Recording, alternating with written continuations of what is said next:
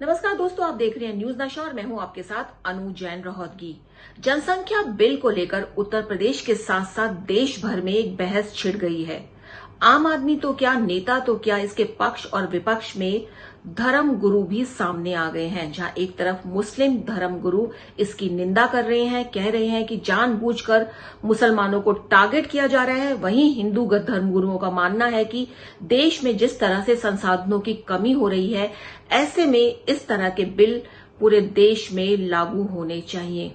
और इन सब के बीच दोस्तों, आपको एक बात तो शेयर करनी बहुत जरूरी है। हमारे देश की जो जनसंख्या है उसका प्रतिशत विश्व भर में, हमारे देश की जो है 20% जनसंख्या हमारे देश में रहती है पूरे विश्व की। आप सोचिए ध्यान से, 2% हमारे पास सिर्फ जमीन है जिस पर भारत बसा हुआ है पूरे विश्व में, और पानी का हिस्सा है सिर्फ 4%।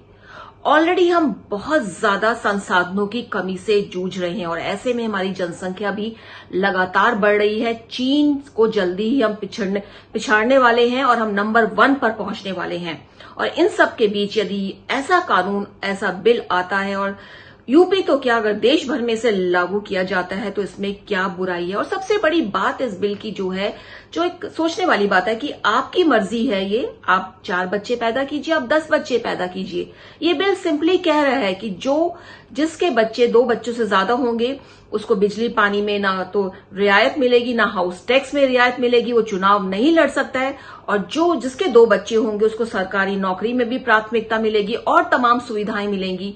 तो ऐसे में मर्जी आपकी है कि आप 10 बच्चे भी पैदा कीजिए, आप 2 बच्चे पैदा करके ये सब फैसिलिटीज लीजिए। और आपको अगर ये फैसिलिटीज नहीं लेनी है और आपका धर्म कह रहा है कि आप 10 बच्चे पैदा कीजिए, 8 बच्चे पैदा कीजिए, तो आप उतने बच्चे पैदा कीजिए। और जैसा कि मैंने कहा पहले भी कि इस विवाद को लेकर जो धर्म गुरु है वो भी आमने सामने हो गए हैं। और हमने बात की है अखिल भारत हिंदू महासभा के राष्ट्रीय अध्यक्ष स्वामी चक्रपाणी महाराज जी से। तो क्या सुनते हैं कि स्वामी जी क्या कह रहे हैं। उन्होंने न्यूज नशा से बात करी और अपने व्यूज रखे हैं इस जनसंख्या बिल को लेकर के।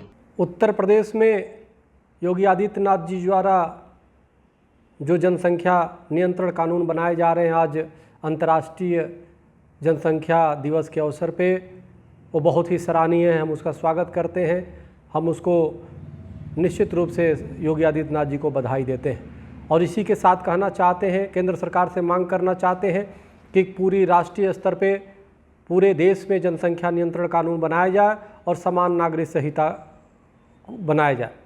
इसका विरोध, जनसंख्या नियंत्रण कानून का विरोध वही लोग कर रहे हैं जो 4 और 40 वाले विचारधारा के हैं, जो एक जिहादी मानसिकता के हैं।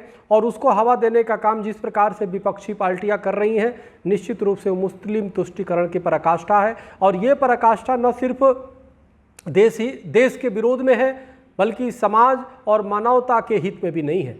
विपक्ष को ये समझना चाहिए हर चीज़ का विरोध करना ठीक नहीं होता है। जनसंख्या जिस प्रकार से विस्फोट हो रहा है, पूरे विश्व के लिए ये एक बहुत बड़ी चैलेंज हो गया। और भारत में तो और संसाधन एक सीमित है। पूर्व प्रधानमंत्री मनमोहन सिंह जी कहा करते थे कांग्रेस के कार्यकाल में, जब प्रधानमंत्री थे, कि देश में संसाधनों पे सबसे पहला अधिकार अल्पसंख्यकों का है। अल्पसंख्यक कौन?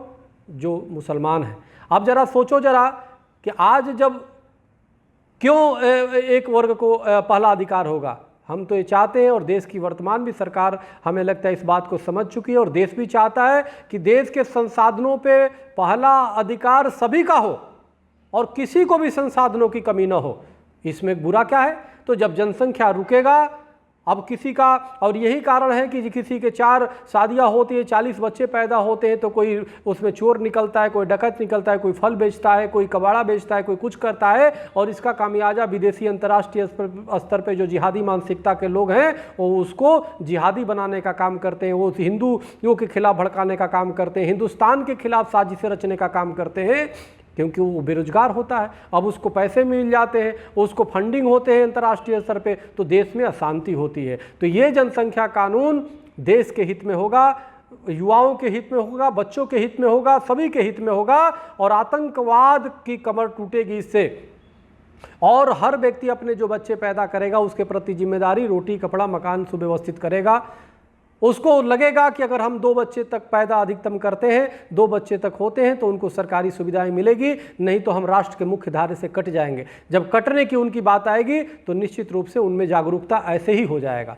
तो ये विपक्ष जो हर चीज़ में विरोध करता है, वो हम उसकी निंदा करते हैं और हम चाहते हैं विपक्ष इस समय राष्ट्र के लिए, मानवता के लिए एकजुट हो, उन गरीबों के लिए एकजुट हो जो बच्चे तो अज्ञानता में पैदा कर देते हैं, लेकिन उनको खिलाने के लिए 2 जन की रोटी नहीं होती है, शिक्षा की व्यवस्था नहीं होती, चिकित्सा की व्यवस्था नहीं होती, क्योंकि देश में एक सीमित संसाधन है। तो इसलिए ये राष्ट्र हित में है, ये पूरे पृथ्वी के हित में है, मानवता के हित में है। मजहब और धर्म से ऊपर उठ करके इस पे विचार करें और इस जो जनसंख्या नियंत्रण कानून आ रहा है उसे खुले दिल से स्वागत करें। निश्चित रूप से ये देश हित में होगा। पक्ष और विपक्ष सबका एक कर्तव्य बनता है कि मिलकर कानून का समर्थन करें और राष्ट्रीय स्तर पर भी इस कानून को लागू किया जाए और समान नागरिक संहिता और जनसंख्या नियंत्रण कानून को राष्ट्रीय स्तर पर भी बनाया जाए। यूं ही नहीं मैं बन जाता हूं। रोज पहले किरण का छोर ढूंढने निकल जाता हूं। धूप छांव दिन रात की परवाह किए बिना पढ़ता जाता हूं। तब कहीं उस उम्दा अनुभव को दुनिया तक पहुंचा पाता हूं। यूं ही नहीं मैं रजनीगंधा बन जाता हूं। तो स्वामी जी का कहना है कि विपक्ष की आदत बन गई है कि हर अच्छे काम की निंदा करनी है और जिस तरह से देश में संसाधनों की कमी हो रही है, ये बिल लाना बहुत जरूरी है और पूरे देश में इसे लागू होना चाहिए। समय आ गया है इसका। और जैसा कि हमने आपको पहले भी बताया था, 20% जनसंख्या हमारे देश में रहती है। पानी है हमारे पास सिर्फ 4% और जमीन है सिर्फ 2%। ओवर क्राउडेड है हम और संसाधन लगातार कम हो रहे हैं देश में। और आपको बता दें कि मुसलमान और जो एक वर्ग है, कम्युनिटी है, जो उसको क्या इसमें अखर रहा है इस बिल में। सबसे बड़ी बात है कि पॉलीगैमस जो एक प्रथा होती है कि आप ज्यादा शादी करते हैं, तो अगर आप ज्यादा शादी करते हैं तो अगर आप 1 या 2 या 3 शादी भी करते हैं तो उसके बाद बच्चे 2 ही होंगे, तभी आपको सरकारी जो नौकरी है उसमें जो फैसिलिटीज मिलेंगी और जो फैसिलिटीज सरकार ने मुहैया करे। तो यही बात कहीं ना कहीं जो कम्युनिटी है इसको अखर रही है। उनका कहना है कि, और तभी वो कह रहे हैं कि मुसलमानों को टारगेट बनाया गया। लेकिन इन सब के ऊपर उठकर हमको सोचना चाहिए, आज समय आ गया है। चीन ने अपनी आबादी को कम करने के लिए पहले 1 चाइल्ड पॉलिसी की, फिर 2 चाइल्ड पॉलिसी की और अब धीरे धीरे उसने 3 चाइल्ड पॉलिसी की है, क्योंकि उसकी जनसंख्या जो यंग जनरेशन है कम हो रही है। लेकिन एक प्लानिंग से चला है और विरोध नहीं हुआ है। हमारे देश में भी आज बहुत सख्त जरूरत है। जो प्रॉब्लम हमारे सामने आ रही है और जो फिगर्स बताते हैं कि जहां जहां एक बात और जो है जनसंख्या से जोड़कर देखी जा सकती है और जिस पर सरकार को ध्यान देने की जरूरत है कि लोगों को शिक्षित करना। यदि लोग एजुकेटेड होंगे तभी वो समझ पाएंगे कि वो यदि 1 या 2 बच्चे उनके घर में होंगे तो उसकी परवरिश अच्छे से होगी, ना वो घर पर बोझ बनेंगे, ना वो समाज पर बोझ बनेंगे। तो ऐसे में एजुकेटेड करना, शिक्षित करना भी सरकार का एक बहुत बड़ी प्रायोरिटी है।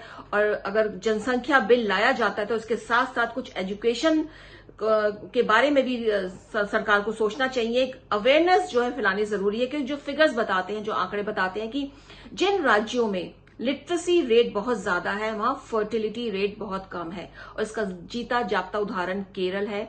यहाँ पे लिटरेसी रेट बहुत ज्यादा है और फर्टिलिटी रेट बहुत कम है, जबकि उत्तर प्रदेश में लिटरेसी रेट कम है। तो ऐसे में यही होता है कि योगी सरकार अगर जनसंख्या बिल लाती है तो उसको साथ साथ लिटरेसी यानी शिक्षा को लेकर भी लोगों को जागरूक करना पड़ेगा।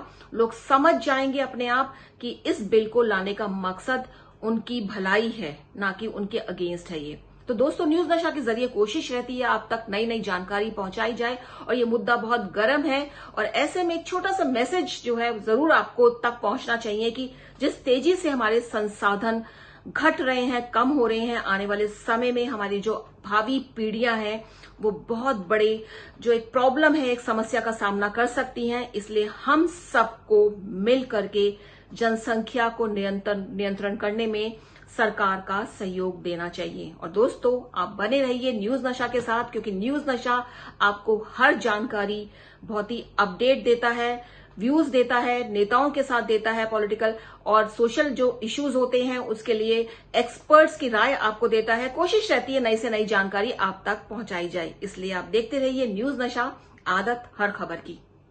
और आप हमसे जुड़े रहने के लिए सब्सक्राइब करें YouTube पर, फॉलो करें ट्विटर पर और लाइक करें Facebook पर। और ज्यादा जानकारी के लिए न्यूज नशा की वेबसाइट पर जाएं। आपको टाइप करना होगा सिर्फ न्यूज नशा।